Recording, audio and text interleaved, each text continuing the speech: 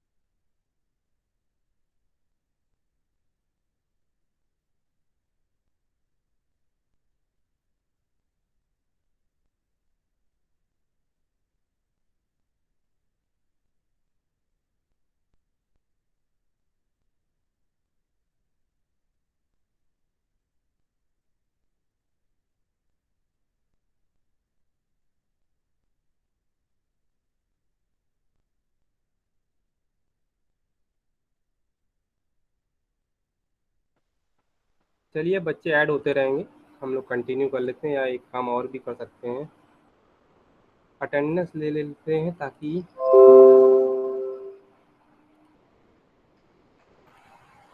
जब तक और आना होगा तो आ जाएंगे और हमारे पास आपकी अटेंडेंस भी आ जाएगी।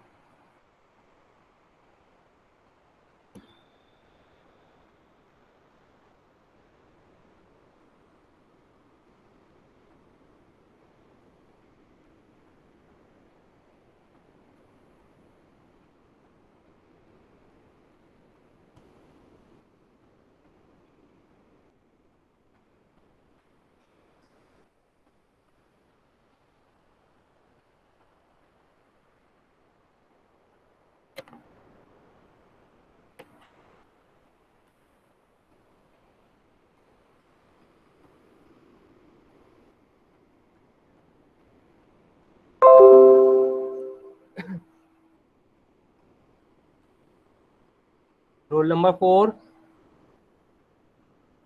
19, 1, 2, 3, Yes, sir. 19 पे ऊपर 4, 5, 6, 7, 8, Yes, sir. 9, 10, 11, 12, 13, 14, 15, 16, 17,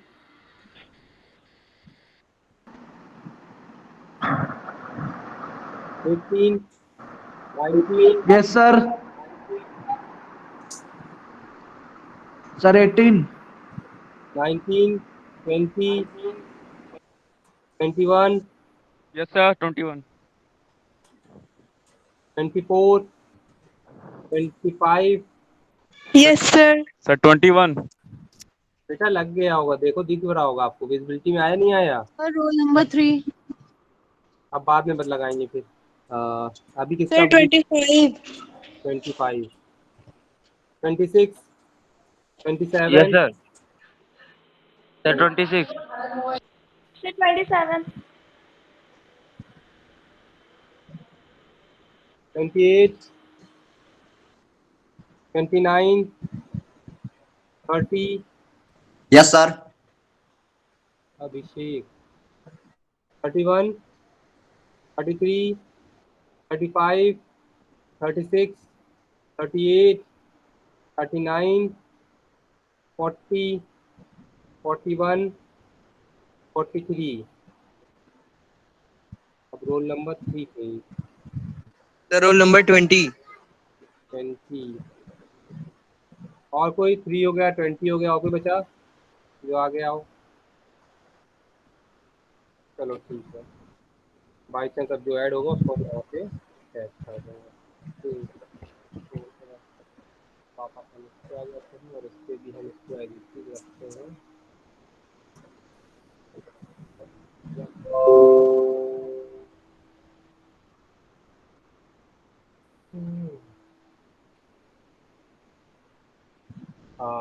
ऑलरेडी हम लोग फाइल हैंडलिंग थोड़ा पढ़ चुके हैं, उनके प्रोग्राम्स देख चुके हैं, रन करा चुके हैं। तो फाइल हैंडलिंग जो हम लोगों ने अभी तक पढ़ी थी उसमें एक तरह की अगर देखा हो तो हम लोग ज़्यादातर क्या कर रहे थे, पर्टिकुलर स्टार्टिंग से लेके लास्ट तक रीड कर रहे थे और राइट कर रहे थे, यानी कि सीक्वेंस में सारा काम हमारा हो रहा था।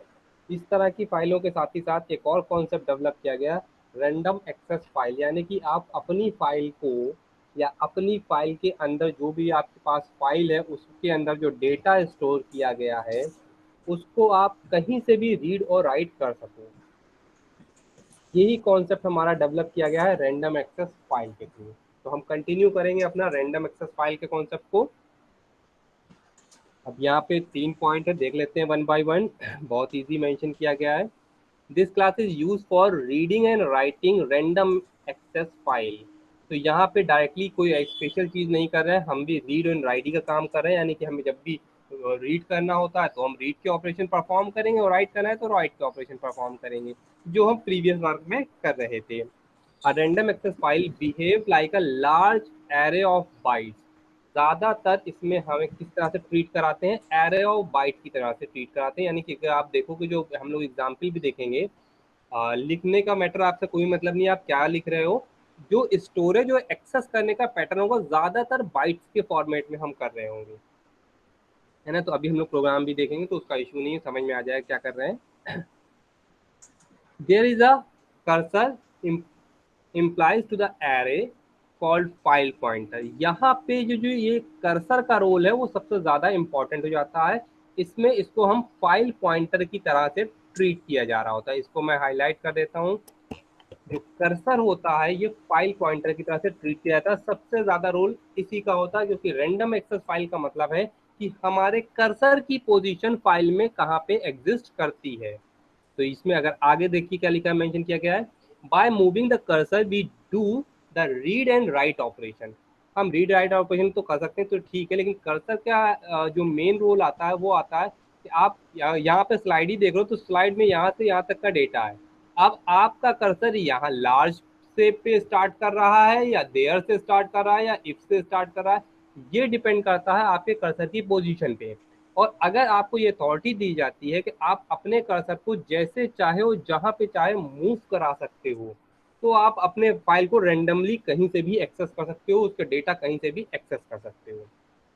ठीक है, यहाँ पे रैंडम एक्सेस फाइल का मीनिंग जो है, ऐसा नहीं है कि हम फाइल को एक्सेस करें, फाइल के अंदर के डेटा को अपने नीड के अकॉर्डिंग जितना रिक्वायरमेंट होगी और जितना जहाँ से रिक्वायरमेंट होगी हम वहाँ से एक्सेस करने की मेन मोटो होता है इस रैंडम एक्सेस फाइल का। तो थर्ड पॉइंट को देखते हैं, if and of file is reach, अगर हमारा लास्ट में पहुंच जाता है before desired number of bite, यानी कि आपने जो बाइट का एरे बनाया था उससे एक्सेस कर रहे हो, रीड या राइट ऑपरेशन परफॉर्म कर रहे हो आप, और आपका एंड ऑफ फाइल के बाद भी आप ऑपरेशन परफॉर्म कर रहे हो, यानी कि एक्सेस करने की कोशिश कर रहे हो, रीड कर रहे हो या राइट करने की कोशिश कर रहे हो, तो जहाँ तक आपकी अथॉरिटी दी गई है, अगर आप ऐसा काम कर रहे हो तो आपको EOF and of file exception error को फेस करना पड़ेगा। यानी कि क्या होगा, आपको हर कंडीशन पे ट्राई एंड कैच अप्लाई करोगे तभी इस एक्सेप्शन को मैनेज किया जा सकता है, नहीं तो फिर रन टाइम पे एरर एग्जिस्ट हो जाएगी, जिसकी वजह से आपने देखा होगा तो हम लोग कई बार अपने फाइल एक्सेप्शन हैंडलिंग नहीं भी पढ़ाई, लेकिन एक्सेप्शन हैंडलिंग थोड़ा सा पार्ट हम लोग अप्लाई कर दे रहे हैं। वो इसीलिए कि बाई चांस अगर हम एक्सेप्शन हैंडलिंग यूज करें तो हमारा रन टाइम पे इश्यूज आने लगेंगे, तो उस इश्यूज को रिसॉल्व करने के लिए पहले से थोड़े से लगा दिए गए और आपको अलग से इसको पढ़ाया भी जाएगा। ये किसका पार्ट होता है, एंड ऑफ एक्सेप्शन, यानी कि हमारा इनपुट आउटपुट एक्सेप्शन जो हमारा क्लास होती है उसके अंदर हमारे सारे ढेर सारे और भी क्लासेस या फिर पैकेज जो हमारा इनपुट आउटपुट एक्सेप्शन उसके अंदर और सारे ढेर सारे क्लासेस अवेलेबल हैं जिनमें ये एंड ऑफ फाइल एक्सेप्शन भी एग्जिस्ट करता है। अब benefits of using random access file. अब वैसे तो मैंने जो एक्चुअली अभी आपको ढेर सारी चीज़ें बताई हैं वही बेनिफिट की तरह से ट्रीट की जाएंगी, लेकिन इनकी देख लेते हैं कोई पॉइंट छूट ना रहा हो। अनलाइक इनपुट आउटपुट स्ट्रीम, अभी तो हम लोगों ने जितनी भी स्ट्रीमिंग लास्ट टाइम में पढ़ी थी, तो हम रीड कर रहे हैं ऑपरेशन परफॉर्म करते हैं, राइट ऑपरेशन परफॉर्म करते हैं, वो सिक्वेंशली सारा काम सिक्वेंशली हो रहा था, कहीं पे भी हमने बीच से जंप नहीं किया था। लेकिन अगर हम बात रैंडम एक्सेस फाइल की बात करते हैं तो रैंडम एक्सेस फाइल हमें रीड एंड राइट की ऑपरेशंस की अथॉरिटी देता है, साथ ही साथ कहता है आप जितना पार्ट, ये भी नहीं कि इस सीक्वेंस में कहीं स्पेसिफिक जगह से लास्ट तक आप जाओगे, नहीं, स्मॉल चंक्स यहाँ पे दिख रहा होगा, स्मॉल चंक्स ऑफ डेटा, किसी भी पोजीशन से आप कितना भी डेटा पिक करना चाहो तो उसकी आप कंडीशन बता दो, यहाँ से लेके यहाँ तक का हमें डेटा चाहिए, आप इजीली उठा सकते हो, ओवर राइट कर सकते हो या फिर उसको अपेंडिंग के मोड में भी आप ऑपरेशंस परफॉर्म कर सकते हो। यानी कि आपको एक बार इसके ऑपरेशंस करने की आइडिया मिल गया तो आप जहाँ से चाहोगे वहाँ से आप एक्सेस करोगे। तो बस इसमें एक और चीज़ बहुत ज़्यादा एम्फेसाइज की जाती है कि अगर आप रीड एंड राइट है तो रीड में तो कोई इशू नहीं होता है, लेकिन अगर आप राइट ऑपरेशंस परफॉर्म करो तो बहुत ज़्यादा केयरफुली आप ऑपरेशन परफॉर्म कीजिए, क्योंकि समटाइम्स क्या होता है कि अगर आपने पोजीशन सही नहीं बताई और ओवरराइट कर देगा तो ओरिजिनल फाइल में जो डेटा अवेलेबल है वो रिमूव कर दिया जाएगा और आपने जो डेटा दिया है वो ऐड अप हो जाएगा। तो इस फाइल को बहुत ज़्यादा एम्फेसाइज करके यूज़ किया जाता है ताकि जब भी राइट ऑपरेशन परफॉर्म हो तो केयरफुली परफॉर्म कीजिए ताकि किसी भी तरह की एरर होने की पॉसिबिलिटीज ना एग्जिस्ट करे। By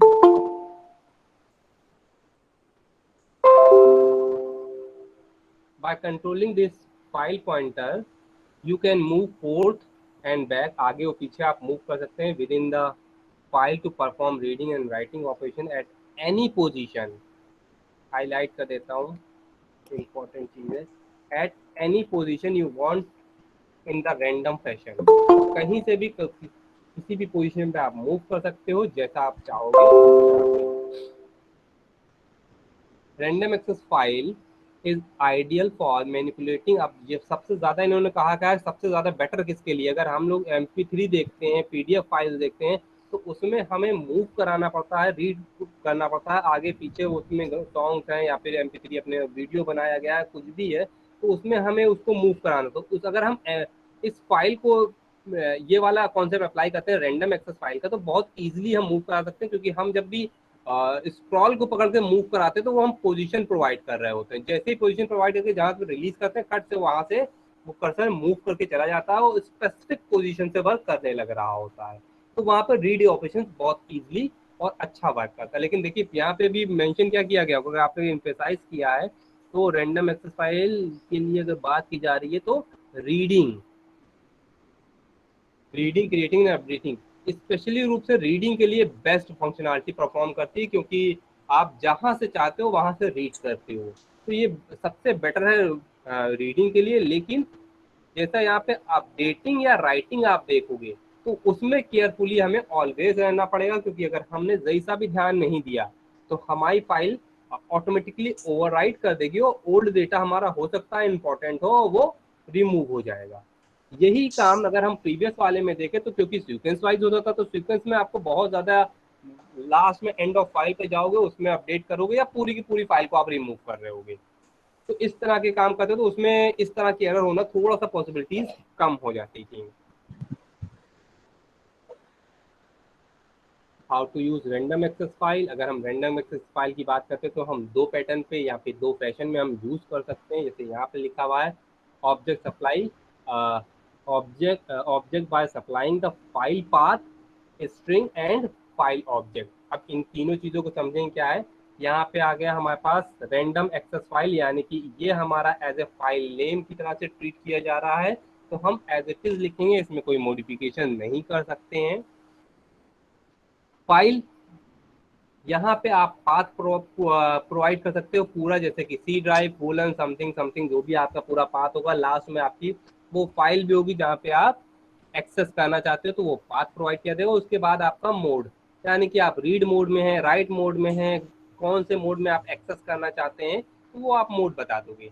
इसी का ही एक और हमारा कंस्ट्रक्टर कौन सा है, इसी में ही आप ये जो पाथ था आपका, जहाँ पे हमने कहा सीधे सी ड्राइव कोलन और जितनी आपका स्लैश लगा के आप पूरा पाथ प्रोवाइड कर रहे होगे, तो वो वाला पाथ इसे आप लिखते थे सी ड्राइव कोलन स्लैश, इसके बाद आपका जो भी आपका पाथ आएगा वो बाद में आपने जो टेक्स्ट फाइल दी होगी स्लैश लगा के a.txt टेक्स्ट फाइल आ जाएगा आपका. इस तरह से पाथ होगा. अब इसी पाथ को आपने किसी एक वेरिएबल, यानी कि अगर हम कहते हैं name is equal to store कर लिया, तो उस नेम को आप यहाँ पे एज ए पाथ की तरह से पास कर दो. तो आप दोनों तरह से पास कर सकते हो, यानी कि पूरा पाथ प्रोवाइड करके भी पाथ यहाँ पे आपका पाथ प्रोवाइड कर सकते हो, या फिर उस पाथ को किसी वेरिएबल में स्टोर करने के बाद उस वेरिएबल को भी यहाँ पे आप डायरेक्टली यूज कर सकते हो, ताकि आप उस बड़े से पाथ को यहाँ पे लिखने से बच जाओगे. या पाथ आपने किसी वेरिएबल में स्टोर कर लिया, तो अगर हम फंक्शन बना रहे होंगे तो हमें फंक्शन में वो पाथ पास करने में बहुत इजी रह जाएगा, यानी कि आप कहीं से भी कोई पाथ किसी भी फाइल का प्रोवाइड कर सकते हो और यूज कर सकते हो उसको एज ए अपने प्रोग्राम्स के अंदर. मॉडिफिकेशन कर सकते हो. पाथ को अगर प्रोवाइड कर दिया तो आप पोजीशन भी पाथ कर लोगे, पोजीशन में आपको कोई इश्यूज नहीं होगा, आपको पता होगा स्टार्टिंग से करना है एंड से करना है, तो पोजीशन पाथ कर लोगे, आप जितना चाहे डेटा आप मैनेज कर सकते हो इसकी हेल्प से. तो ये मैं अपना हटा दे रहा हूँ.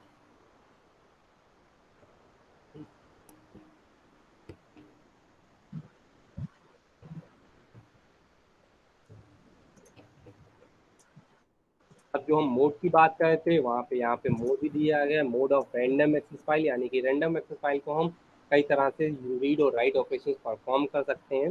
तो सबसे बेटर और सबसे इजी जो हम लोग सबसे ज़्यादा जानते हैं, वैसे ये हम लोग अवेयर होंगे, तो इसके लिए स्पेशल कुछ कॉन्सेप्ट नहीं है। आर अगर मेंशन किया है तो अगर हमने आर मेंशन किया है तो रीड ओनली मोड में अवेलेबल है। अगर आर डब्ल्यू तो यानी कि रीड एंड राइट मोड की में अवेलेबल है, इसमें भी स्पेशली कुछ इसके लिए लिखा भी नहीं गया है। लेकिन अगर आर डब्ल्यू एस है तो S means resources, S means resources की बात की जाए तो पहला वाला कॉन्सेप्ट तो आर डब्ल्यू का सेम रहेगा। इसके बाद plus any changes to the file's content, यानी कि फाइल के कंटेंट में कोई चेंजेस किया इट्स, और इसी के साथ ही साथ अगर आपने फाइल के इसमें चेंजेस किए गए हैं और इट्स मेटा डेटा, अगर मेटा डेटा में भी कोई मॉडिफिकेशन है, टेक इफेक्ट इमीडिएटली, तुरंत ही वो रिफ्लेक्ट कर देता है आपकी फाइल के ऊपर। तो हमें ये समझना पड़ेगा, अगर हम एस लगा रहे हैं तो इसका मतलब है कि अगर कोई मेटा डेटा आपने बनाया तो ये छोटी मोटी फाइल के लिए वैसे भी नहीं होगा, ये ऐसी फाइलों के लिए होगा जिसमें बहुत बड़े बड़े मेटा डेटा भी अवेलेबल होते हैं, यानी कि बड़े बड़े सॉफ्टवेयर की बात की जा रही होगी जिसमें आप मेटा डेटा बना के स्टोर करते हो, वो रिक्वायरमेंट के अकॉर्डिंग आपको सपोर्ट कराता है। तो मेटा डेटा जब भी यूज़ करोगे तो आप छोटी मोटी फाइलें, जैसे भी हम लोग प्रोग्राम देखेंगे तो उसमें मेटा डेटा कहीं पर रोल नहीं दिख रहा होगा, तो हम लोग इसका यूज़ अभी डायरेक्टली ना कर पाएंगे। अगर हमें बहुत बड़े लार्ज प्रोग्राम बनाएंगे तभी आप मेटा डेटा का यूज़ भी कर पाओगे, जैसे प्रोजेक्ट्स होते हैं। तो प्रोजेक्ट में आपकी ढेर सारी डिस्क्रिप्शन आपने स्टोर करके रखा जाता है, क्योंकि मेटा डेटा कुछ और नहीं होता है, जो भी कंटेंट आपने इस फाइल के अंदर राइट किया होगा, लिखा होगा, डिटेलिंग की होगी, उसका एक तरह का डिटेल डिस्क्रिप्शन मेटा डेटा के अंदर स्टोर किया जाता है। तो अगर आपने ऐसा चाहते हो कि मेटा डेटा के अंदर भी कोई मॉडिफिकेशंस किए गए हैं वो भी रिफ्लेक्ट करें, या आप कर रहे हो मेटा डेटा के अंदर मॉडिफिकेशन वो तुरंत रिफ्लेक्ट करें, तो RWS का यूज़ करोगे तो आप डायरेक्टली यूज़ कर सकते हो।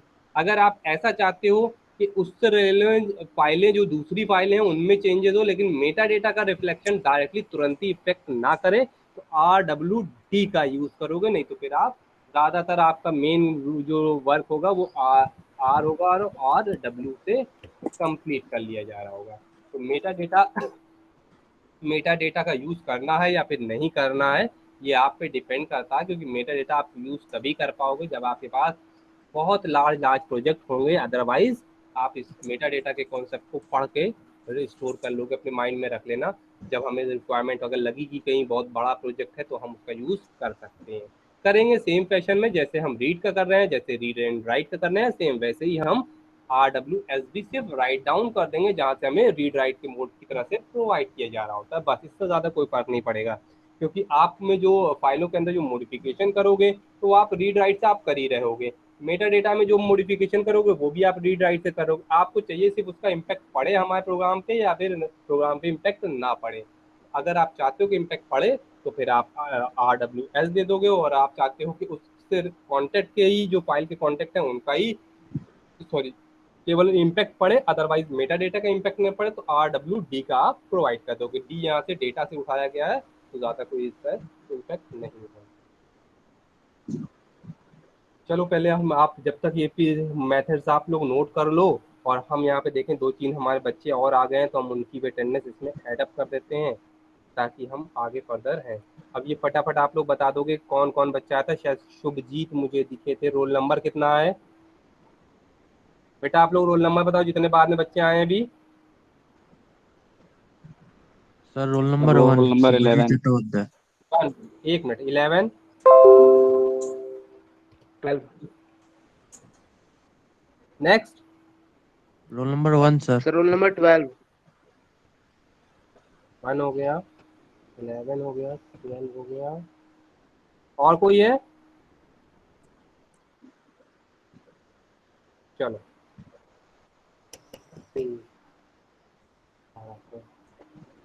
तो यहाँ पे मेथड्स की जब हम बात कर रहे हैं तो ढेर सारे मेथड्स अवेलेबल हैं, तो उनमें हम फटाफट देख लेते हैं कि कुछ स्पेसिफिक जो मेथड्स हैं उनको जो सबसे ज़्यादा यूज़ होते हैं उन मेथड्स को हम देख रहे हैं यहाँ पे। मेथड्स की अगर आप देखने की बात करूँ तो मेरे ख्याल से डायरेक्टली आपको क्लोज मेथड दिख रहा होगा, write method, read method, let method, जो अभी हम बात कर रहे थे सबसे ज़्यादा इनका यूज़ किया जाता है।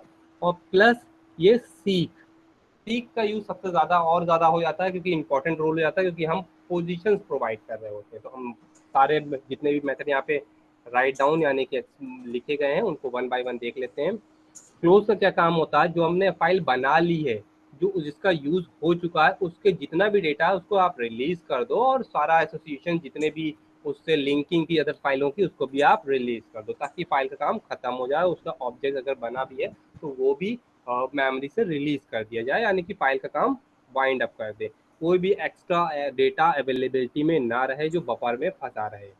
इनके अकॉर्डिंग भी देख लेते हैं। It close this random access file stream and release any system resources associated with this stream. जो भी कोई भी रिसोर्सेज अवेलेबल होंगे वो सारे रिलीज कर दिए जाते हैं।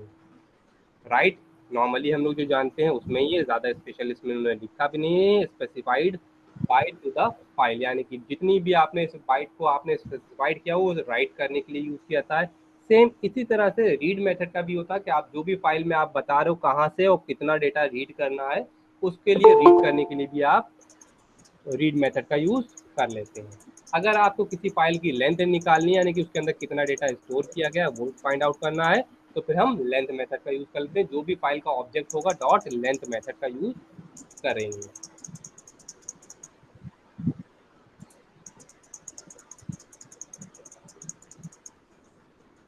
संस्कार बेटा,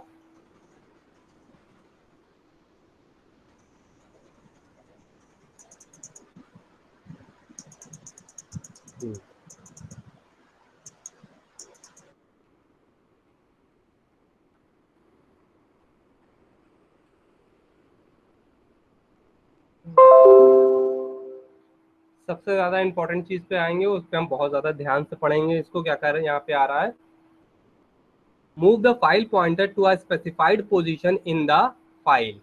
जितनी जहां पे आप चाहते हो आप वहां पे फाइल पॉइंटर को मूव करा सकते हो सीक मेथड की हेल्प से। द ऑफसेट, अगर ऑफसेट है तो आप उत्तराधिकारी की तरह से चीज है, यानी कि आप जहां से चाहते हो आप वहां पे कर्सर मूव करा लोगे, फिर वहां से आप मेजर कर सकते हो।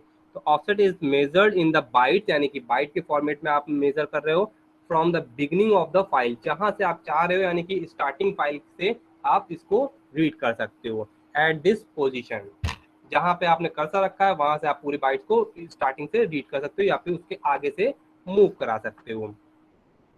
और एक सबसे ज्यादा और इम्पोर्टेंट जिसमें पार्ट क्या हो जाता है, next read and right occur automatically जो आपका कर्सर होता है वो नेक्स्ट रीड एंड राइट के लिए मूव करा दिया जाता है। तो इसमें हमें सबसे ज्यादा इजीली क्या होता है कि जैसे ही हम इसका यूज करते हैं तो ऑटोमेटिकली नेक्स्ट नेक्स्ट नेक्स्ट होना अपने आप स्टार्ट हो जाता है। तो हमें इसका भी इशू नहीं होता है कि हमें नेक्स्ट करना है, ऑटोमेटिकली वो नेक्स्ट कर देता है। स्किप बाइट, अगर आप चाहते हो कुछ जो स्पेसिफाइड बाइट है वो स्किप कर जाए तो एडवांस में स्किप कर जाते हैं, जैसे कि यहाँ पे लिखा होगा move the file pointer advance n byte. Already दिया है इन्होंने keyword advance n byte from the current position. जो भी आपने पोजीशन करंट बताई होगी उसमें वो एक स्पेसिफिक बाइट्स के जो कंटेंट है उनको स्किप कर देगा। साथ ही साथ इसमें एक चीज और है, यहाँ पे लास्ट वाला है गेट फाइल पॉइंटर, यानी कि आपकी फाइल का पॉइंटर कहाँ पे एग्जिस्ट करता है, क्योंकि फाइल हो सकता है बहुत बड़ी हो, आपको फाइल पॉइंटर की पोजीशन पता करनी होगी, तो आप गेट फाइल पॉइंटर से इसकी फाइल पोजीशंस पता